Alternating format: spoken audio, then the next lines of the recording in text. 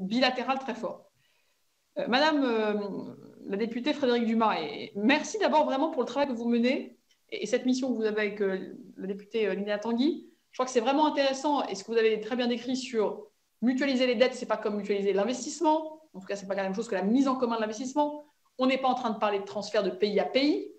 Nous ne financerons avec ce plan de relance aucune dépense courante, aucun fonctionnaire, aucun retraité. Donc, on n'est pas dans la transfer union que beaucoup ne veulent jamais voir advenir. Sur vos questions, comment on va choisir les secteurs les plus touchés? Quels sont les critères? Notamment, vous avez parlé des enjeux du chômage passé. Bon.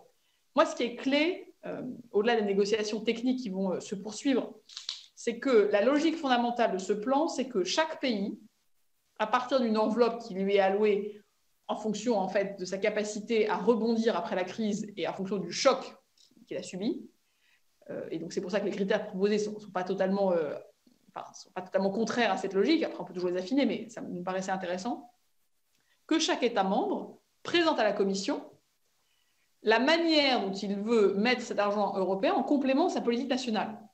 Et donc, je pense en France, quand vous voyez le plan aéronautique, le plan automobile, la réforme ou le réinvestissement dans notre système hospitalier, c'est autant de choses qu'on pourrait présenter. Mais on pourrait aussi présenter, et on le verra, bien sûr, un complément à ce qu'on pourra faire au niveau national sur la rénovation énergétique des bâtiments. On pourrait proposer des choses d'investissement dans les infrastructures de mobilité, notamment, je pense, au ferroviaire, au fret ferroviaire.